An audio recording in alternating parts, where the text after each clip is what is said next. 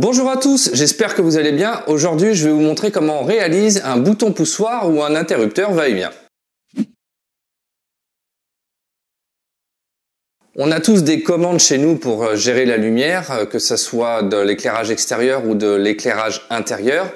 Aujourd'hui, je vais vous montrer comment réaliser un bouton poussoir. Vous savez, c'est le bouton qui nous permet d'allumer via un télérupteur.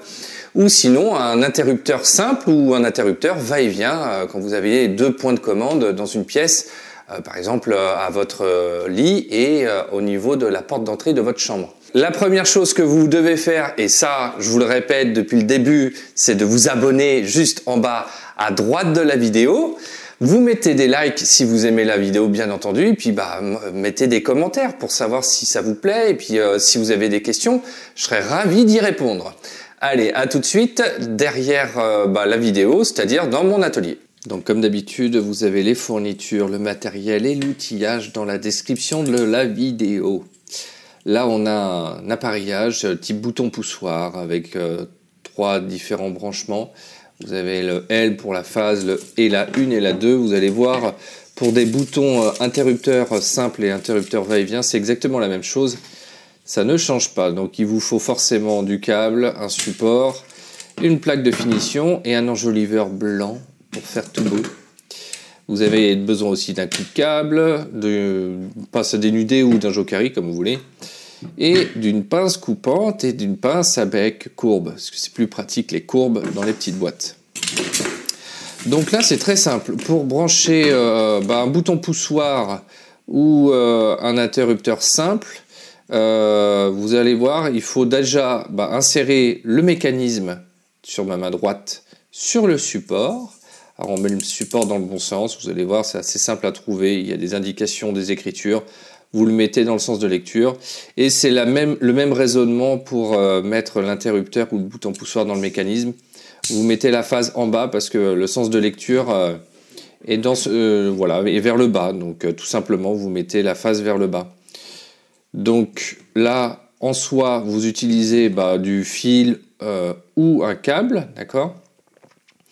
Et l'objectif, c'est de brancher les phases. Voilà, il n'y a pas de neutre qui passe par les interrupteurs, à part si vous avez besoin d'alimenter un interrupteur à voyant. Mais là, l'objectif, c'est de couper la phase. Donc la phase qui arrive au tableau arrive tout naturellement sur la borne rouge, la borne L. C'est votre arrivée, et votre retour lampe, c'est-à-dire la phase de votre lampe, arrive sur la borne 1. Ça c'est pour soit un bouton poussoir, soit un interrupteur simple.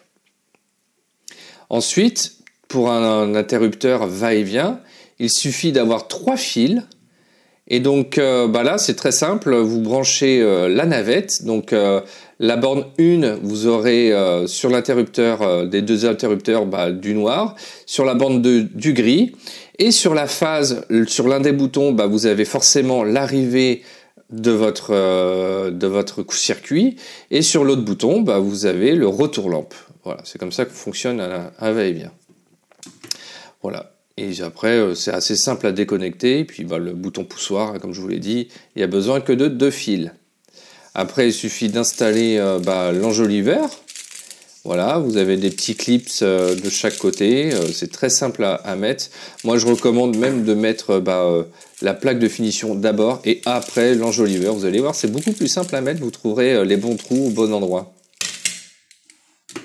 Voilà, vous savez comment réaliser un interrupteur va-et-vient ou un bouton poussoir, en tous les cas pour les branchements. Vous avez vu, ce n'est pas très compliqué de brancher tout ça. Vous pouvez bien entendu prendre les fournitures, elles sont directement dans la description de la vidéo. En attendant, moi je vous dis la semaine prochaine, parce que forcément il y en aura toujours une autre, mardi prochain, 17 h. Je vous donne rendez-vous, n'oubliez surtout pas de vous abonner et surtout n'oubliez pas d'activer la cloche pour activer les notifications. Voilà, écoutez, je vous souhaite une très bonne journée à vous. À mardi prochain, ciao! Vous avez loupé ma dernière playlist, elle est juste là. Vous n'êtes pas encore abonné? Cliquez sur mon logo. Et si vous voulez voir ma dernière vidéo, elle est ici.